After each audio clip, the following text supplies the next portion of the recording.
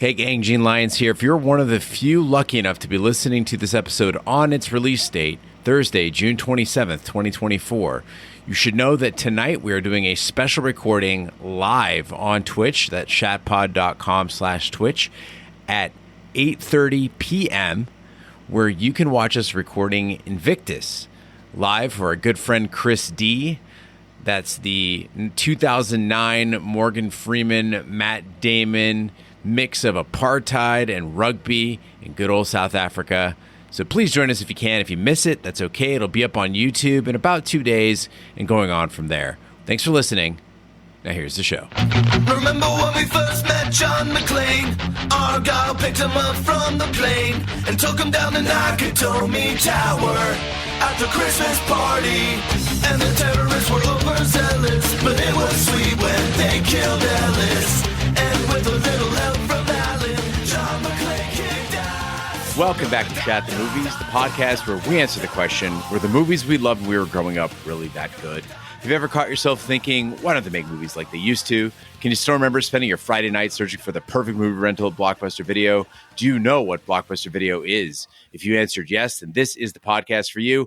I am one of your hosts, Gene Lyons, and alongside me is my co-host, Big D, Dick Brain Ebert. Good evening. And each week we take a look back in time and decide if our favorite films still hold up. The movies we cover are chosen by you, the listeners, who generously commission the films you love. If you like to see all the movies we have covered, will cover, want to choose one for yourself, please visit shatpod.com and have a look. At the end of each podcast, we'll provide you, the audience, with a number of wipes each movie take to get off your respective butts. So thank you so much for listening. If you have not already, hit that subscribe button and share with a friend. It's how we help the podcast grow. Additionally, subscribe to our sister podcast, Shat on TV, where we review TV series such as Westworld, Taboo, American Gods, Game of Thrones, True Detective, Lovecraft Country, and Watchmen. Find all the information and past episodes at shatpod.com/TV. And finally, if you'd like to hang out with us live, follow and subscribe to our Twitch channel, shatpod.com/Twitch, and our YouTube channel, where we play video games, host watch parties, edit this podcast live, and do live recordings. All that being said, Big D, what movie are we reviewing tonight? Dear listeners out there, this podcast, we've been going, Gene, now for about, what are we, like 8 years? 8 years. Somewhere around there. And each week, it ranges. Some weeks you come in, you're like, okay, tonight's going to be a serious film. It's going to take some work. Other times it's a sad movie that maybe hits you the wrong time. But then there are weeks, Gene, like I think tonight, I was excited to come into this one. It was a genre I loved. It was a film I was surprised by. And it was a movie and genre that I really loved. So I was excited to come in tonight. So I think this will be a good one. It's a fun movie for our great commissioner, Kevin E., who wrote in and said, please review the 1985 horror comedy, The Return of the Living Dead. And Kevin took the time to pen an explanation for why he spent his hard-earned money on this movie. He says, "Hi, Shat Crew. I commissioned The Return of the Living Dead for a few reasons. First, if I didn't commission it, no one would. It fits the ethos of the podcast since it was released in the 80s. I was also interested in Ash and Gene's opinion of the fidelity in the clothing that the main punk crew was wearing, their attitudes, behavior, just overall how authentic that crew felt to that time period. I wanted to hear all three of your opinions on which character you would be if you were in this movie. And lastly, I wanted to share this movie because I rented this from a Hollywood Video when I was about 12 years old and watched it with some friends, and it scared the living shat out of us. My father walked in right in the middle of the graveyard scene when a nice, sweet lady was dancing around without her clothing. He didn't yell at us or tell us to turn it off. He just said, well, you rented it, and walked out of the room. For better or worse, my parents did not care what I watched. I went through a zombie phase during this time, playing Resident Evil games and watching all the Living Dead movies. The original Night of the Living Dead and original Dawn of the Dead are legitimately great movies that you can go back and find actual themes about consumer culture, distrust of the government, paranoia, racism, etc. that transcend the actual movies. The zombies in those movies were a vehicle for examining human nature and human interaction. I know The Return of the Living Dead is not a great movie like the zombie movies that came before it, but it has some funny and interesting decisions that I enjoy. I always support movies that use practical effects over the cheap CGI slop we get today. Practical effects immerse the viewer so much better, but now I'm going on a tangent. I've not watched this movie in many years, but I have a feeling how many wipes each of you will give this movie, and I'll enjoy listening to each of your thoughts on this movie.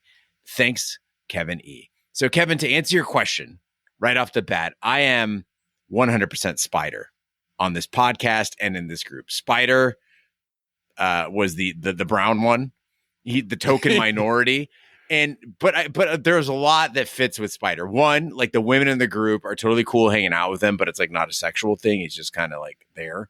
When I was this age, running around, hanging out in cemeteries, people didn't pin my sexuality, and I just hung out with a lot of ladies that I wasn't actually hooking up with.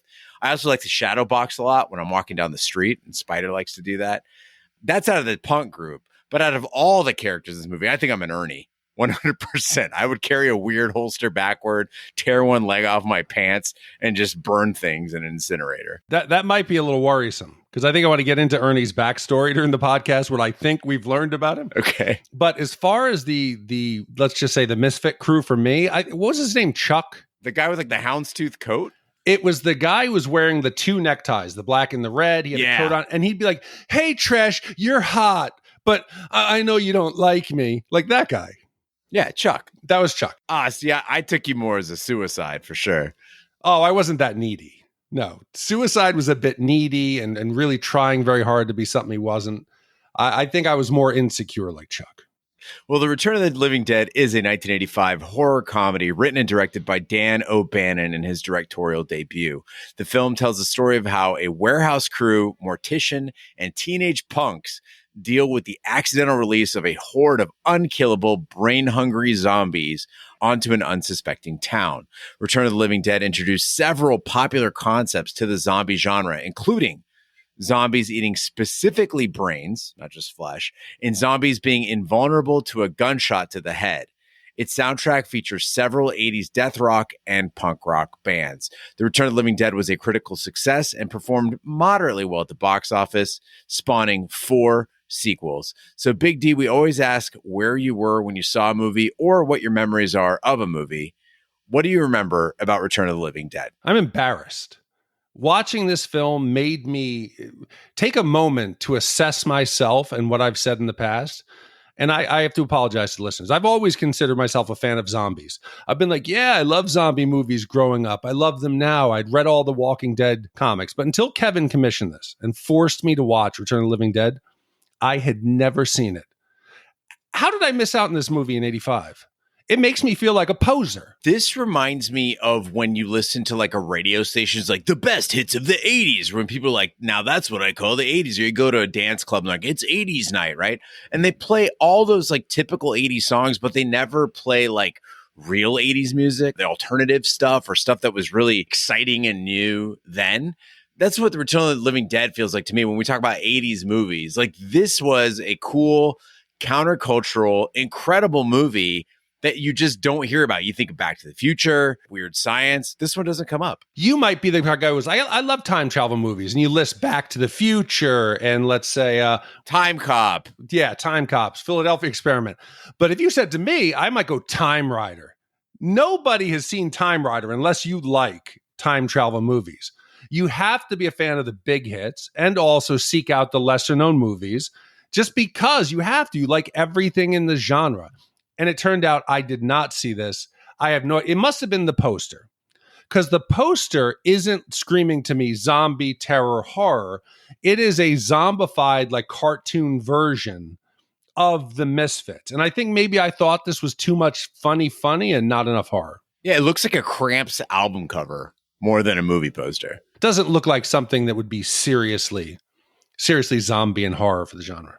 Big D, unlike you, I had seen parts of this movie, but didn't realize I had. I didn't think I'd seen any of this movie until that first zombie period, Tarman. Then I realized I had seen it many times at goth clubs with industrial music blasting over the movie's dialogue and soundtrack. And this is such a visual movie that you can watch it without any of the movie's audio and still appreciate it. You get what's going on. It's fun to watch. It's incredible to look at, like Kevin said, with the practical effects. But on this watch, I actually listened into the dialogue. I realized that the script is clever too. And for those of you with library cards with digital access, you can catch this on Hoopla. Me too. That's exactly where I watched mine as well. It's great. Orange County Public Libraries. Thank you very much. The copy was great. The quality was great. And Gene, again, I think this is a film that is screaming out for a live watch, a Rocky Horror Picture, something along that line where everyone can get in a theater together, enjoy it together, hour and a half. It would be so much fun. You bring your styrofoam peanuts. You bring your split dog. We're all having a good time watching Return of the Living Dead. Let's hit the trailer.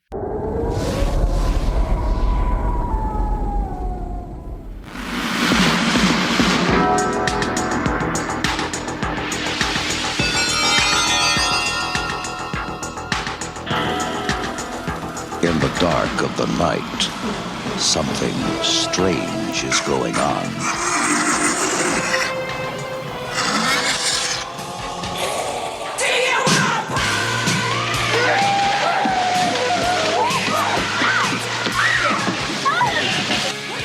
That movie, Night of the Living Dead. Sure. They ship those bodies. Well, say hello. The dead have risen from the grave. Mister, there's 100 of those things out there. How many did you say? 100? And now the question is, how do we get them back into the ground? Bert, Frank, we have a little problem. 4 left. 10 right. That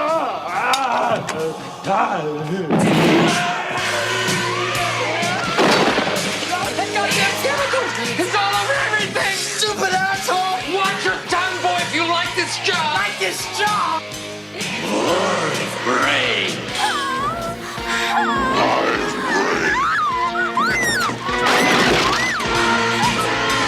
Medical science is baffled. And it's a puzzle, because technically, you're not alive.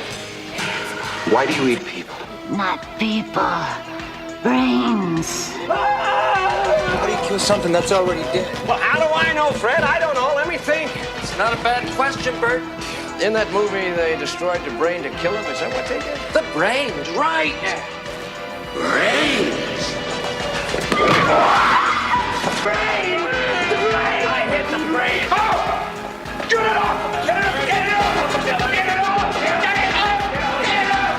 The military is nervous. How was your day? Usual crap. The police are confused.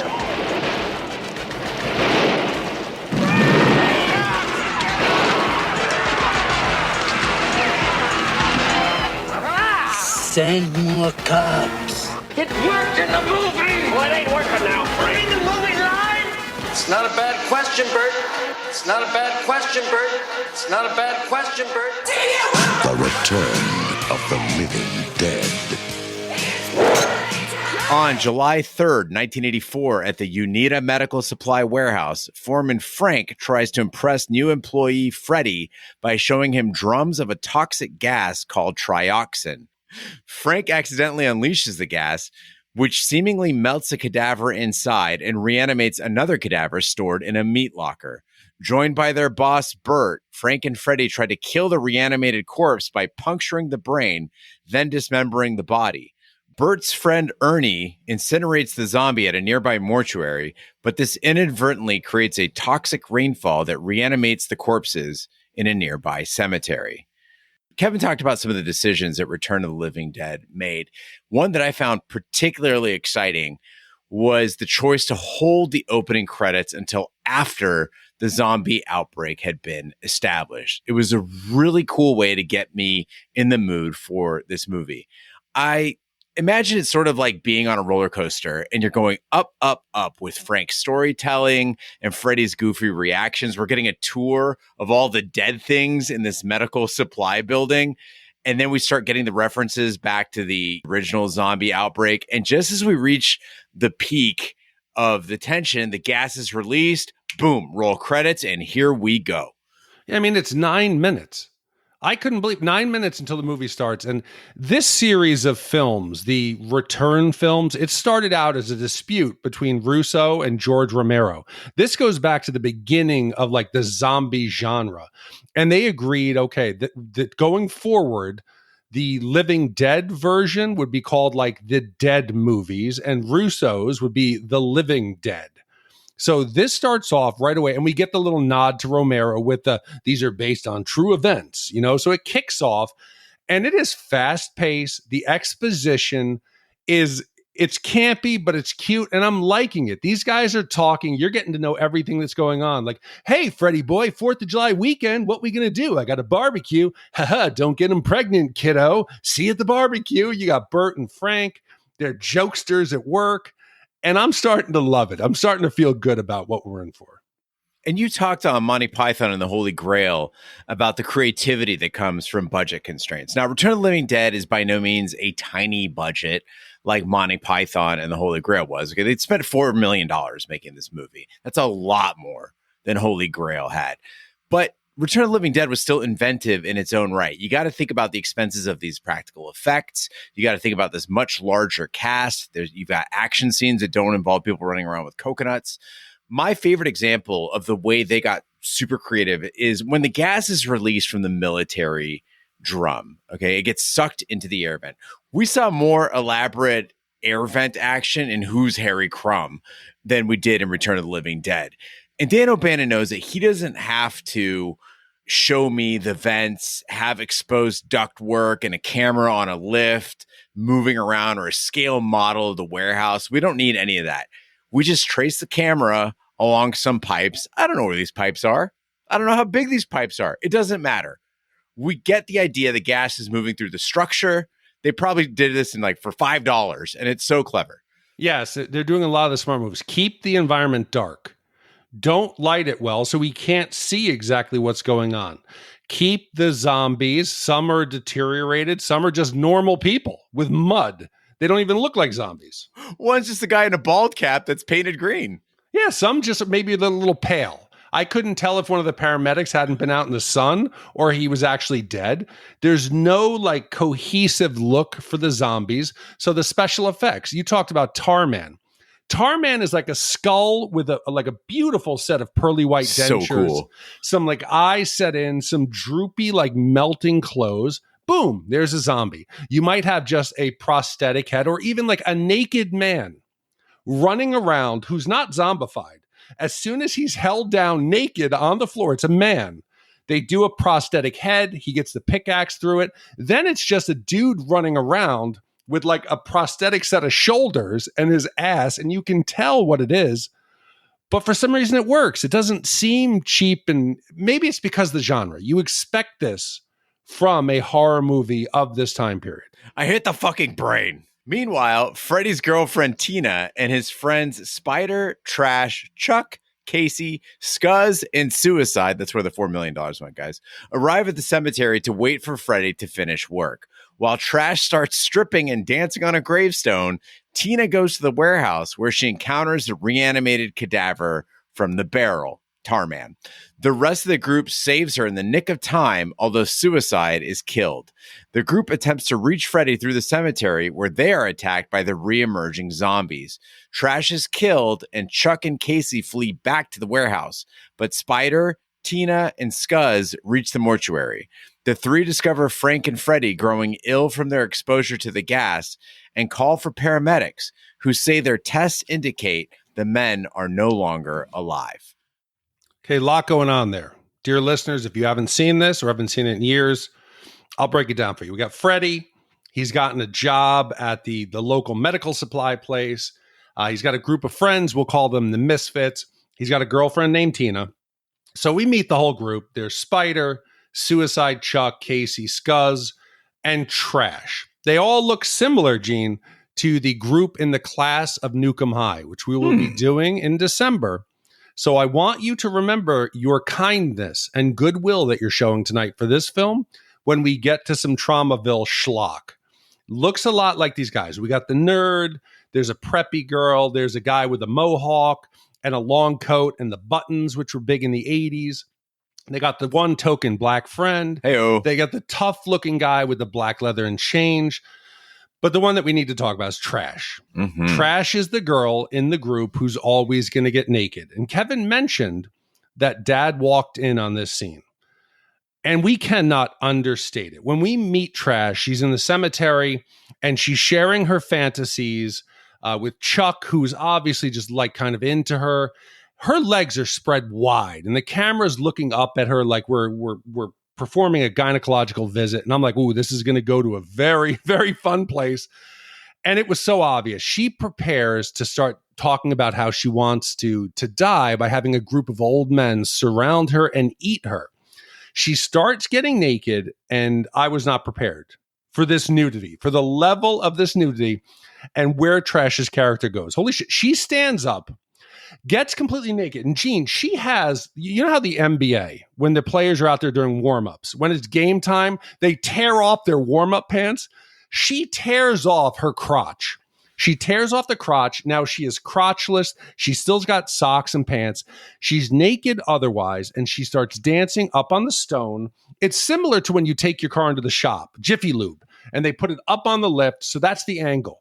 We've got a full view, front and behind. This is full vag. I'm not prepared for this. This is shocking. You can see the outline, the shape, the movement. This is quite graphic. She remains pantsless for the entire movie. She momentarily gets a sheet wrapped around her. She goes up a staircase. It gets ripped off of her immediately. She never has clothes the entire time. And this movie is so fun that as they're entering the cemetery, they're like, don't forget the flares. What are the flares for? Oh, you'll see, And then when Trash is dancing, so that we, as the audience, have enough light to see what's going on, they're parading around her with lit flares to give us a nice, like, Motley Crue sexy light. But I don't know, how did I not hear about this for the sheer nudity of it?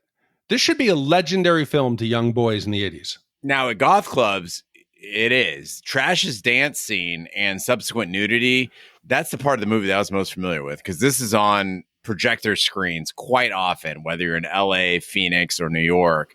This comes on a lot. And Gene, I can see why it's huge. It is memorable. And I don't know if this feeling is only since I've become a father of a young daughter, that whenever I see something like this, I picture the actress and I'm thinking, oh, did Trash tell her family, I got a big break in a film. Hey, we all got to go see it. It's going to be a horror film. It's going to be a zombie flick. This is going to be my big break. And I'm thinking, did she take them to the theaters? And she did. And she actually, Gene, for a change, made a career out of it. She is still out there doing cons, doing movies. She's run through the 80s, 90s, into the 2010s. She's made a successful career out of it. And I want to go to a con just to see her. If I had a daughter with a body like that, who did a scene that cool, I would be so proud. She's immortalized. She's one of the coolest things about this movie. One of the coolest things about the 80s, maybe. She really is. And Kevin, you asked if the punks in this movie were accurate. No, they're not by any stretch of the imagination. But Trash, she perfectly captures what a goth should be. Whoever wrote this gets it. She's sexual. She's morbid. She's aroused by death. She is perpetually thinking about mortality. Trash is just the best. I would hang out with Trash. I'm thinking, does this group seem different than other movies? Because this is the misfit friends. They're all the stereotypes, but the conversations they're having feels different. There feels like a substance to them. And a lot of times it's not the main conversation about something with the zombies. There'll be characters in the background having a conversation that has nothing to do with the action, which to me are the funniest moments of the movie. You got Spider, who's like, man, this place is ugly. And then Trash suddenly says, I really like it. I think it's making a statement. And she says it so deadpan that you're like, what place does it belong? Or Suicide. Suicide is wanting to be the badass leader of the group. He's got a chain between his ear and his lip. He's looking tough. He's driving this beat up spray painted car, but he's actually this insecure member of the group who gets shit on emotionally. And he tells the guys, hey guys, I feel like you're always just using me for my ride. You're just using me to drive you around. You don't understand this look. This isn't just a game. This is an aesthetic. This takes time. Nobody understands me. This isn't a costume. He's not out there trying to have sex. He's emotionally trying to connect to Trash in a moment where she's trying to sleep with him. he's telling his friends, why are you all busting my balls? Accept me for who I am. And I'm feeling like he is a character that should have been in like some serious movie, not in a cemetery scene where a girl was just naked dancing on a tombstone. And this is what I'm talking about. This movie has dimensions. You could have it on at a club with music on and appreciate it for that. You can understand it without paying attention at all. It could just kind of be on at a party. But the dialogue also has these hidden gems, these hidden gifts that are so much fun. They're memorable characters that stick with you. And I think that lends this movie a certain quality. Well, Trash rises from the chemical-laden mud, transformed into a zombie, and begins to hunt and feed. When Bert and Ernie learn of the dead rising from their graves, they barricade the mortuary. Scuzz is killed while protecting the barricade, and the zombies eat the paramedics and police who arrive on the scene. The group manages to grab the upper half of one of the zombies and restrain her on the mortuary table. She explains that the reanimated corpses can feel themselves rotting, and eating the brains of the living helps relieve the pain of being dead. So we live now, unfortunately, in the oversaturated time of zombies. Yes. It's zombie everything. Emma likes zombie, I think it's like Zombie High, where it's a zombie high school. There's zombie comedy, zombie teen movies, about 35 Walking Deads. There's remakes. It's absolutely ridiculous. Diary of the Dead. Romero's latest stuff has been a joke.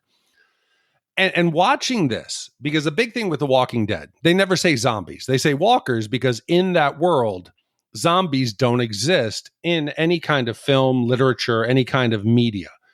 These characters obviously live in a world where zombie movies exist because they base all of their knowledge on what's going on movies and how they got it wrong. The characters say multiple times, hey, the movies lied to us. They lied about zombies. And it's refreshing that Return of the Dead talks to us and has the zombies a new fresh take that we haven't seen and even this was only 20 years into the genre. Here, the zombies can talk. They can actually bait people. Hey, Tina, why'd you hurt me? Come down. I want to talk to you. Or you call in for reinforcements, whether it's the police or the paramedics. You retain your memories. You're fast. You're strong. You can problem solve. Somebody's locked themselves in a closet. Get the chain and a winch. Rip it open. If you injure a brain, that's the biggest thing in the genre, whether it's even now the stuff The Last of Us. If you take out the brain, the zombie dies. Here, that shit doesn't work. Bites are not infectious. Instead, the zombies don't hunt to eat. They just get the brains because it does some kind of like medicinal effect where it helps them feel the pain less of dying. If you cremate the bodies, that doesn't solve it because then it just goes up into the clouds, rains back down, and reanimates the next graveyard. This was surprisingly a fresh take on the zombie genre, and it was still, now we're talking 20 years into it in the mid-'80s. Yeah, I feel like every time a rule is applied to zombies, a trick, it's comforting, right? It's the same thing with like vampires. It's like, oh, well, garlic and a steak and daylight, all those things make you feel safer. It gives you a fighting chance. It's much scarier, or at least more horrifying, when as a viewer you realize that the situation is utterly hopeless, right? You can't kill these things. They're already dead. You can have all the guns in the world. It doesn't matter. You can't outrun them because they're super fucking fast. And in a lot of cases, Big D, like you mentioned, they're generally smarter than the living. Our living characters are pretty dumb compared to the zombies that are hunting them down. And it was so gratifying to hear them actually say brains. Now, some of them didn't even have lips. I don't know how that works. Some of them are just skeletons that are moving around. Who knows? But they're saying brains. And you start to realize that in other zombie movies, they don't do that. I always think, what would I do in a zombie apocalypse? What would I do to survive? If most of them are based on the fact that you have a superior knowledge of them. Here, if a zombie could talk, humanity's done. Because you could just be like, hey, I'm a little kid, open the door. And somebody will open the door. Hey, just come in. This is, I'm your son. I miss you, Mom. Open the Gene, you could talk your way into your mother's house. If you were a full-blown zombie, she would definitely open the door. But I think the way I would always solve any zombie outbreak, zombie apocalypse, is we don't utilize gravity to our advantage. I would place myself in an elevated position and attempt to lure the undead out, whether it's some kind of a trap door, push them out the windows, let them fall a great distance, shatter their bones, limit their ability to move. It could be a giant pile, let gravity do the work, and incapacitate them. Stop them from being able to move around, get new victims. And I think that would be our best chance to survive. Your last stand would be like at the Eiffel Tower. Space Needle. Yeah, I think that would be great. Or like a large building where you could live on, say, the top floor. The floor below will be the trap floor. Trap floor. And you set up some kind of mechanisms. Because that way you could have your lights on. Zombies see you from a great distance. Like 28 days, weeks, and months, and whatever later in London. They come upstairs. They have your traps, which are just like arms of, like, let's say, wood or something that would just push them off the edge. It doesn't take much. Let gravity do the work. I love it. They hit the ground and explode. Problem solved. One thing I'd like to reemphasize again at this point in the podcast is how fun this movie is. Because if you're listening to this, you're like, wow, okay, so they got a new take on zombies. Wow, okay, this lady's naked, whatever. You have to understand that everything that's being done here, and you can tell, I'm a firm believer at this point in doing this many movies, nearly 400 movies, you can tell when a movie was fun to make. You can tell when they had fun in mind. You can tell when they wanted you to have fun. And I just desperately wanted to hang out with the filmmakers. Like, you just know they're cool. The people who made this movie are cool. They throw in a man beating a split dog, a dog that is split in half for educational purposes. It's still making like little dog noises. It's like, ruff, ruff, ruff. It's still making like dog noises as he's beating it. It's clearly not a real dog. They make no attempt to animate it. They have trash run around naked for no reason.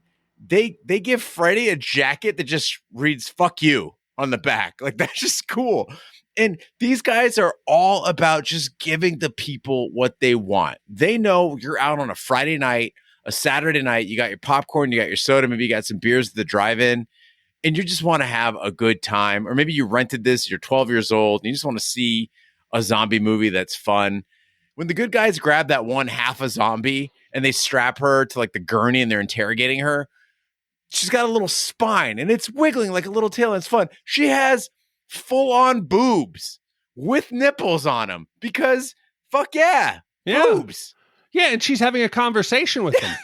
hey guys, it really is painful. Please can I have your brains? Can I have your full brains? But Gene, what makes this so great is watching our group earnestly try to problem solve. In movies like Shaun of the Dead, those are some of the best. Here, you're talking about the scene with the dog. The dog is barking. It is like an anatomical, like half of a dog, which I don't even think was made of a real dog, but it's barking. The one guy grabs like a crutch. He's beating it. They've now decided, Bert, we have to open the door where the naked zombie man is. But Bert doesn't want to do it because Bert's a dick. Bert's the head guy. And if you notice, like, there's an eye chart on the wall. If you spells out, Bert is a slave driver. B is the big letter at the top. Oh, wow. So they've hidden all these little gems into it where Bert is like, hey, Fred, hey, Frank, just go open the door. I'll stand over here with the bat. And he's like, well, you can't hit him in the head. It doesn't work. He's like, oh, it's okay. Let's try it. Okay, let's do this. And they're all being like, I don't think it's a good idea. Let's try it. They try it. Comedy ensues. But there's an earnestness to their attempt, which I could almost see this happening in real life. When they encounter the meat locker zombie, and there's just three dudes running around screaming. It's like, I'm not generally a big fan of slapstick. It's hilarious. That happens in my house if a frog gets in the door. Yes. My daughter will scream. My wife will scream. I won't know what's going on. I'll come out. They're screaming and running. They'll say it's a frog or it's a lizard or it's some kind of flying creature. If it was the undead, that shit would happen just like this. With Frank and Freddy showing signs of becoming zombies themselves, Bert has them locked in the chapel, accompanied by Tina when she refuses to abandon Freddy. Freddy soon attempts to eat Tina, prompting Bert, Ernie, and Spider to rescue her by reopening the chapel and blinding Freddy with strong acid.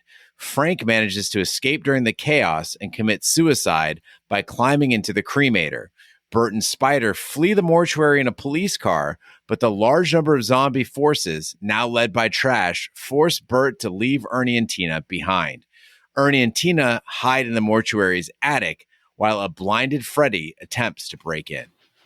So, Gene, you said you think that everybody on the set had fun and you could feel that. I want to give this movie credit for something different. I felt there was an honest effort by the crew, special effects, everybody shooting the film, the performances of the cast. They took it very serious. They may have been having fun, but what they put on screen was a very serious film and serious performance. It's obvious that this is a parody of zombie movies. And I think that it would also work if you didn't tell anyone. If I went into it, because I knew it was a comedy, because I'd read about the film before. If I went in just thinking this was an 80s horror film, it passes. It's very close to a legitimate low-budget horror film. I said Class of Nukem High. This is a better horror film than Class of Nukem High. It takes it more serious. It gives it more respect. There's no clear comedy. They don't break the fourth wall. There is no student body where it's and the paperclip and winking at the audience. Yes, they discuss like zombie tropes, but it's never the punchline of a joke. The cast delivers the lines with conviction, no matter how ridiculous the dialogue is or the situation. They're in a life or death battle. And some of the best scenes are between Frank, Bert, and Ernie. And I can't believe until reading all your descriptions here, the Bert and Ernie thing, Sesame Street, that had to have been something, but I never even picked up on that. These are serious actors. Broadway, TV, film. And watching them problem solve, it made me realize the problem you had with the tower scenes in Airplane, where they're talking about the danger to the airplane seriously. And how are we going to solve it? And then shit hits the fan. Or the gay character comes in. He's like, and Frank is looking fabulous. That pulls you out of the movie. Here, some of the best direct conversations and the dialogue work. Bert comes in. And they're trying to dispose of what's left of this reanimated corpse. And he's like, hey, Ernie, who runs a crematorium. Hey, I got a bag of rabid weasels. Well, I can do that for you. They're still alive. Why don't you take them to the pound? Oh, that'd be bad for my business. Hey, come on, please just take them for me. You know, it won't be that bad. Ernie says, you can't burn them. That would be cruel. Oh, come on. Can't you keep a secret, Ernie? Well, at this point, I really don't know, Bert. The performances of Freddy when he's got rigor mortis and he knows he's going to die. He screams out. It's like Brad Pitt finding his wife's head in the box. It is a serious, like blood-curdling scream. They're fighting for it. Or later on, when Frank knows he's going to die, he's in the back. He's not even part of the main scene. And he's suffering. He's trying to survive. It is like they almost made this a comedy, but everybody in the film thought this was serious because they bought in. Oh my God. People, if you haven't seen the Frank scene, he like takes his wedding ring off and he hangs it by the cremator, and then he's burning his hands, pulling the shelf out. He puts himself on and he slowly pushes himself back in and shuts the door, and you just hear him screaming. You're like, holy shit, that was heavy. I mean, Frank made a believer out of me when he's originally telling Freddy about like where they got those drums of the toxin and the first zombie outbreak and the government conspiracy and all of that. I'm like, shit, like he is pulling off a serious scene in a very funny movie. But I do have a question, because Kevin said that this was a scary movie, or at least when he was 12 years old. I didn't find any part of it scary. There's a scene in Return of the Living Dead when a zombie comes crashing through a window. I think it's supposed to be like a jump scare. And I noted it as a negative demonstration. What not to do when you're attempting a jump scare. Because with a jump scare, you shouldn't expect it at all. In this scene, you see the camera move toward a giant glass window that's right there. You can see the shadow of the zombie like a second before the zombie comes crashing through the window. It's telegraphed. Nothing about it is surprising. And I kind of chuckled. I thought maybe they did it intentionally bad. Sarah, on the other hand, jumps like a foot off the couch. And I started to wonder, Big D, 8 years of doing a movies podcast, has it just made us numb to 80s horror? Or was this movie never intended to be scary? No, I don't think it was meant to be scary.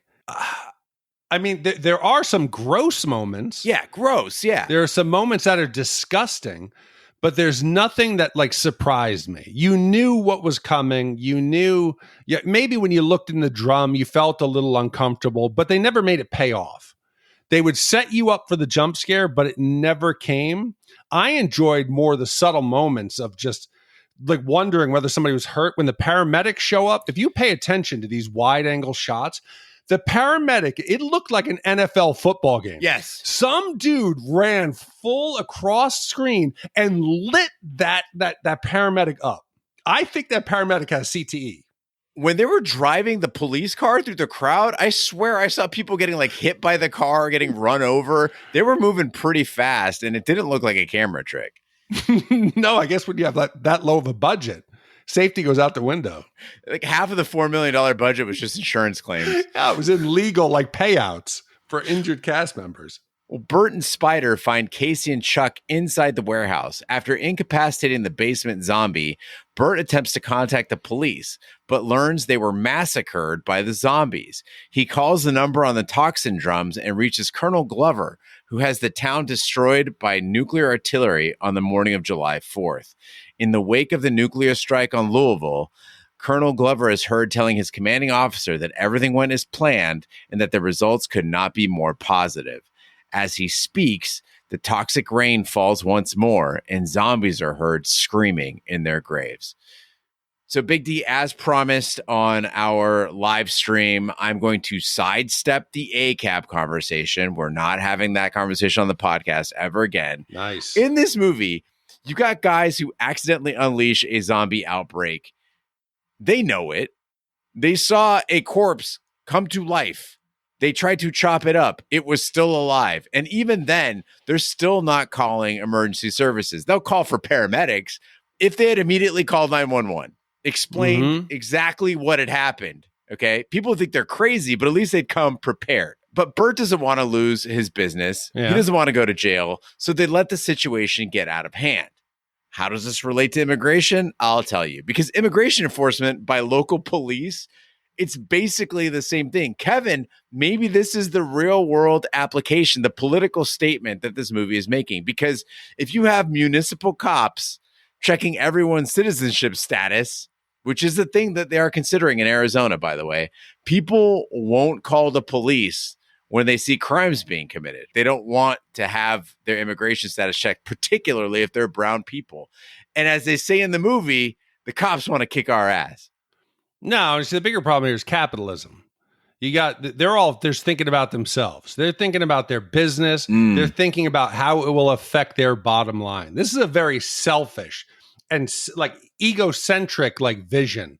Nobody cares if the problem is buried in somebody else's backyard, but when it affects your life, we've skipped over Ernie at this point. And I have to talk about Ernie a little bit because Ernie the Embalmer is one of the greatest characters that we've done recently. And he is the opposite.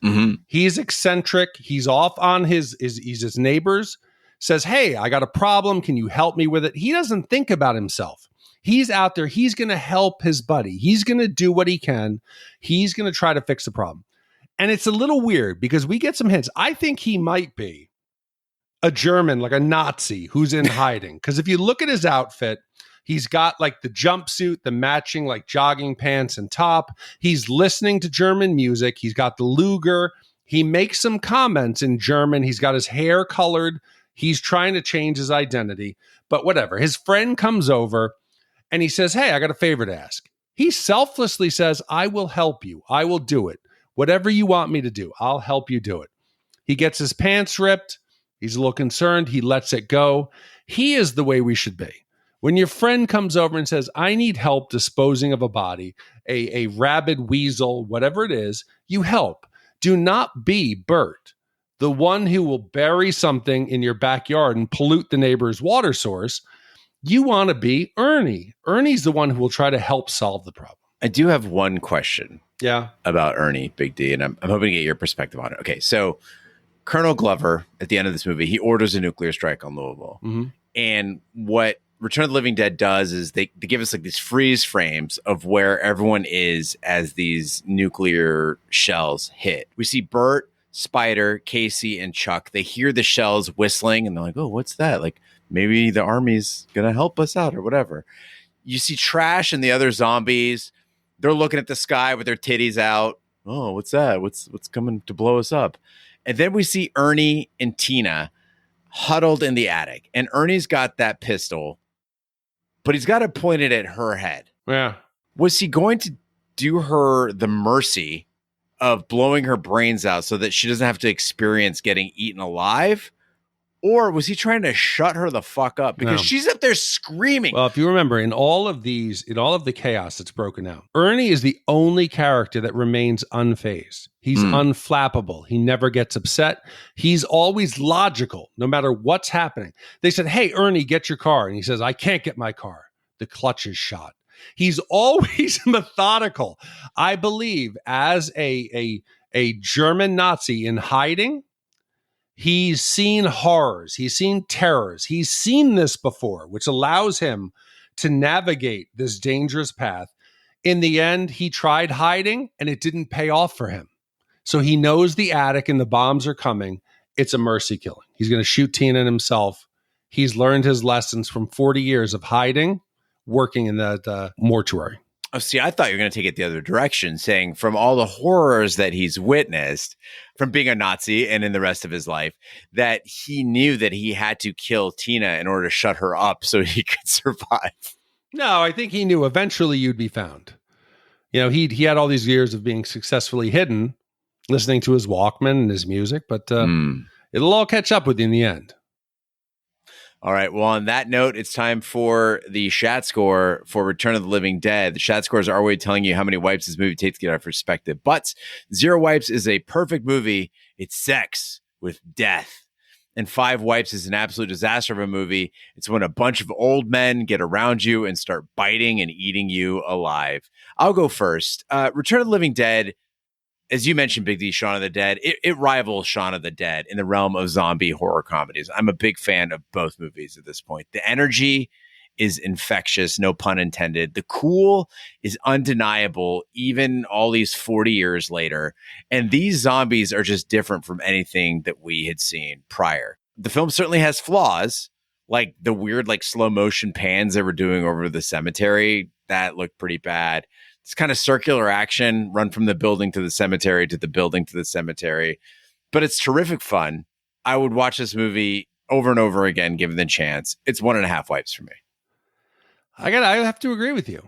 I saw your notes you wrote in, or you wrote something in the group chat like, hey, this was fun. This is right up there with some of the other, like Shaun of the Dead. And I was thinking like Gene's crazy. Gene must have some love for this film. You were so right. Within 5 minutes, I was into it. The performances, the low budget nature of it. We haven't even mentioned that they reuse shots throughout the film. The secondary outbreak are a lot of the same shots from the first outbreak. The people digging out of the grave, it is reused footage. Did that matter? No. It just added to the authenticity of the film. It was fun. The performances were great. The special effects were schlocky enough. The problem solving of the characters was great. The dialogue was fantastic. I will easily watch this again. One wipe, but I need the audience to write in. Because this was so good, I'm afraid that the next part 2, 3, and 4 could never live up to this. So before I ruin the memory of this film, write in and let me know, do I stop with this, or does the beautiful nature of this film continue beyond? Because this was great. This was a lot of fun, and I needed this film right now. So thank you very much, Kevin. All right, Big D, with 1 wipe from you, 1.5 wipes from me, that gives us an average wipe score of 1.25 wipes for The Return of the Living Dead.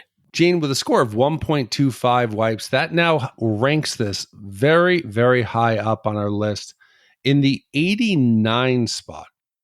Slightly better than RoboCop, Breakfast Club, Shawshank Redemption. Wow. Slightly worse than Brewster's Million, Fast Times at Ridgemont High, Better Off Dead, The Karate Kid, and Heat. Better than RoboCop. Again, like RoboCop, I feel like was a lot like this. There's a lot of schlock in RoboCop.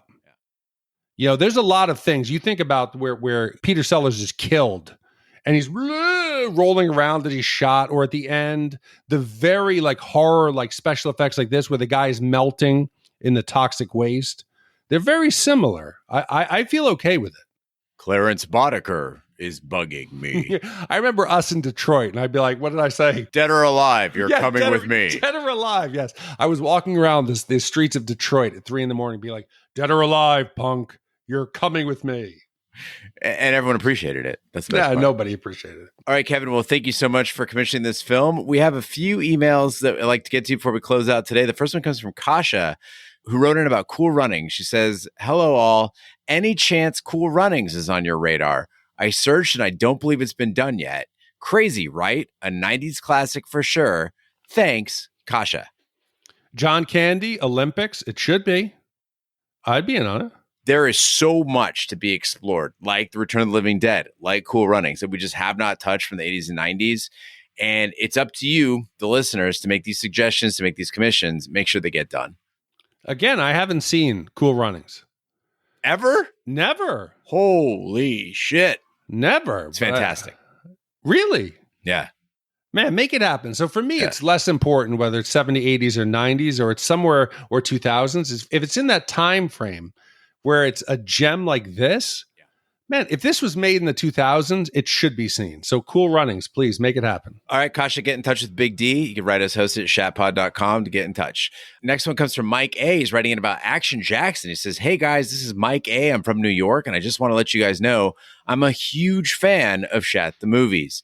I've been listening to your show for the past 4.5 months, and it's great to get your reviews on certain movies I grew up with in the 80s. I see many of my favorite films in a whole new light because of y'all. I love it. Well, thank you, Mike. As you know, we lost yet another great film icon a few days ago. Now, this email is from February.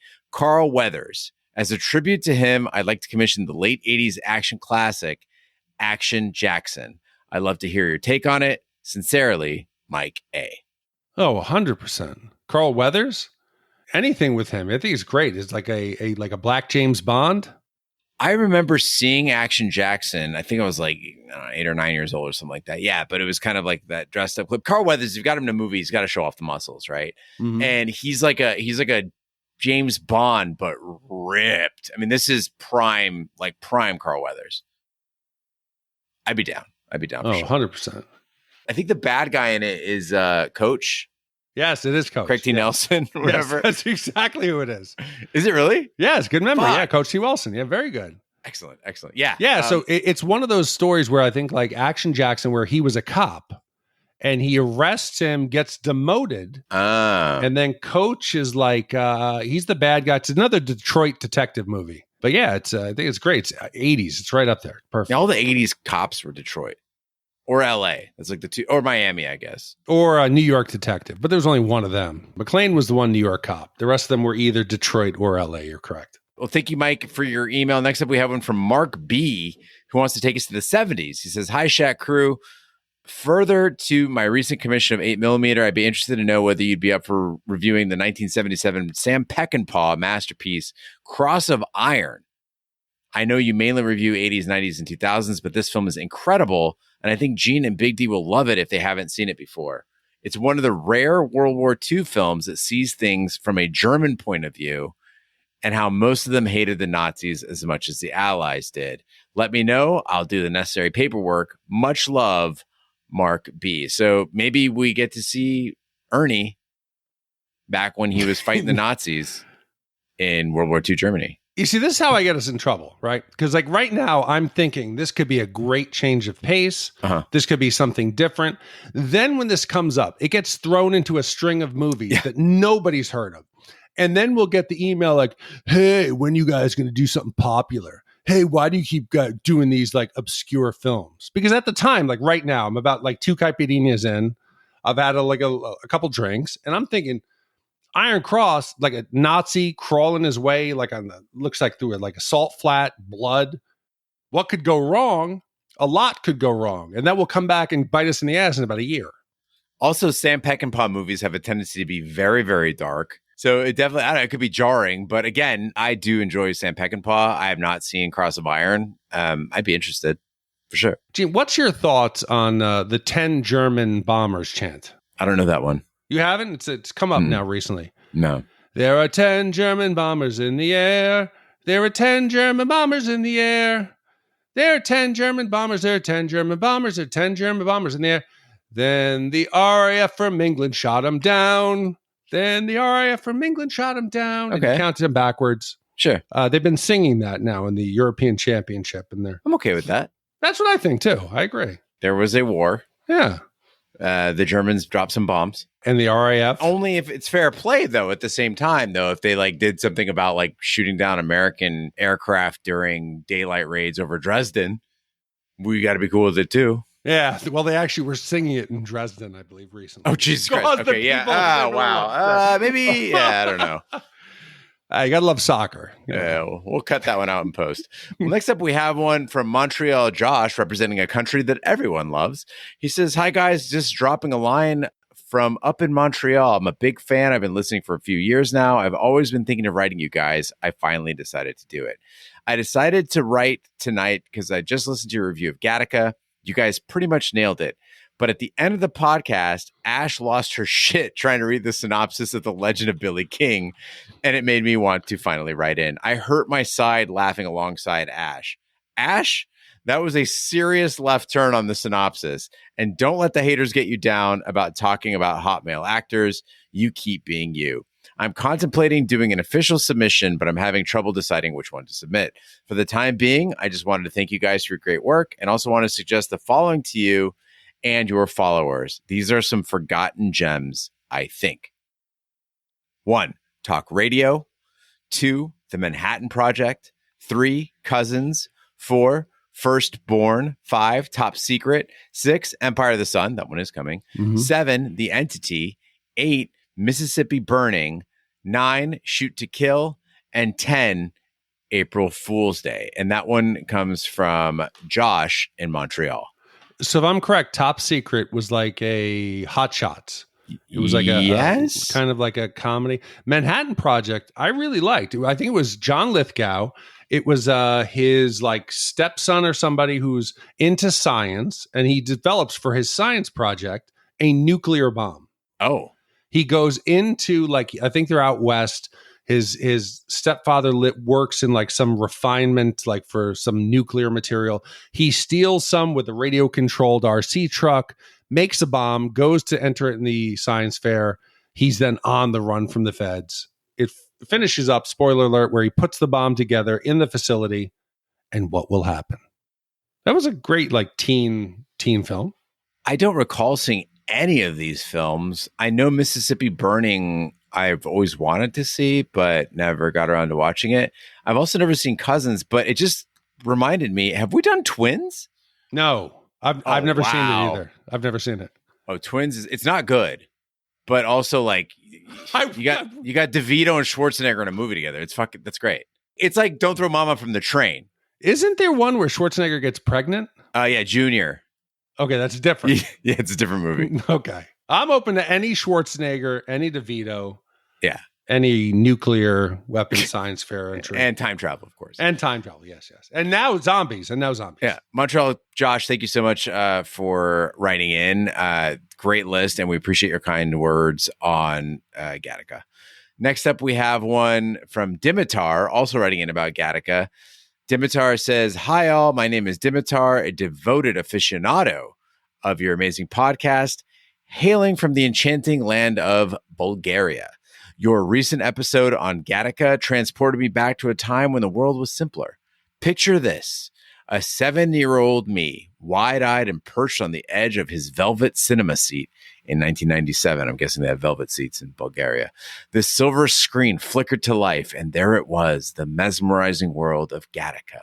Alas, my reading skills were still in their fledgling stage, and so my dear mother, with infinite patience, whispered the subtitles into my ears. It was a symphony of words and visuals, a dance of science and humanity that ignited my lifelong passion for the magic of cinema. That's beautiful, Dimitar. Now, Ash, my dear critic, let us engage in a playful tete-a-tete. Your assessment of Gattaca may have been a tad severe, but fear not, your wipe score, though crisp and decisive, matters not in the grand tapestry of our shared memories. For what truly lingers is the thrill of that darkened theater, the scent of popcorn, and the anticipation as the curtains parted to reveal a universe waiting to be explored. Love you all, Dimitar. It was beautiful. So, Dimitar, your mastery of the English language surpasses mine, my friend.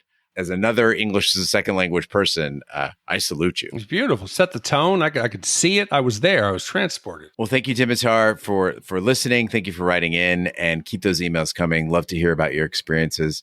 Big D, what do we have coming up next week? We've talked about time travel. This week we did zombies, military movies. Other than that, the fourth leg of my adolescent life in film had to do with a specific genre. Yes. And next week, we are finally Shat the Movies. We're going to tackle it. After ninjas kill his family, Cho and his son Kane come to America to start a new life. He opens a doll shop, but is unwittingly importing heroin in the dolls. When his friend betrays him, Cho must prepare for the ultimate battle. Commissioned by Jason M. Man, 83 was a great time to be a fan of ninja movies. And I am very excited to finally delve into. I could talk about buying my little, like the claws from my wrists so I could climb trees. I would have done everything to be a ninja when I was a kid, even though I was grossly overweight and could not climb a tree. And next week will be touching a lot of nerves. It'll be a good like moment for us to release a lot of pent up memories of our childhood. You know, Big D, one thing I do know about real life ninjas, it's about blending in. And so you really just want to look like a normal kid. If you're a kid ninja, blend in very nicely. You could have been my sensei back then. That would have helped. You would have saved me many years of pain. I was like a year old, but yes. You were wise. You were very wise. Baby sensei. You were very wise. Gene Lyons is eternal. Well, thank you, Jason, for the upcoming Ninja Commission. Thank you, Kevin, for the Zombie Commission. Thank you to all the commissioners who make this podcast possible. That concludes this week's episode of Shat the Movies. Be sure to follow us on social media and share with a friend. We're on Facebook, Twitter, Snapchat, and Instagram at Shat the Movies. You can email us, host@shatpod.com. Support the podcast by shopping our Amazon affiliate link, buying our merch, or by commissioning your own movie. Find all information by visiting our website, shatpod.com. Also, check out our sister podcast, Shat on TV. Review TV series such as Lovecraft Country, Westworld, True Detective, Taboo, American Gods, Game of Thrones, and Watchmen. Find all our information on our website, shatpod.com/TV, wherever fine podcasts can be found, including Apple Podcasts, Google Play, Stitcher, and YouTube. Be sure to subscribe, and if you stop by Apple Podcasts, please leave a 5-star review. It helps the podcast grow. On behalf of my co-hosts, Big D and Ash, I'm Gene Lyons. Join us next time for the following movie. The Ninja, the perfect assassin. The greatest ninja warrior vows to give up killing. My sword is sealed forever.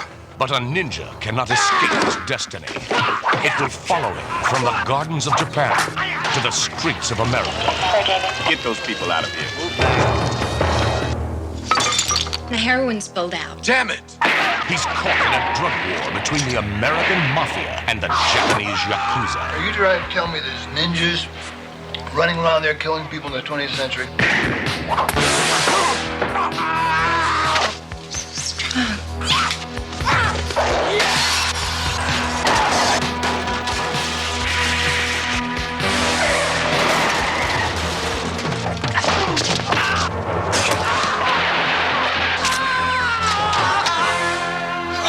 The Black Ninja. A disciple of evil who kills for pleasure. Only a ninja can stop a ninja. Now, as the police look on helplessly, high above the streets of Los Angeles, he must fight the killer who was once a friend. Ancient Japanese warfare explodes in America. It's the ultimate martial arts adventure. No one can survive. The Revenge of the Ninja. Revenge of the Ninja, a Golan Globus production from the Cannon Group.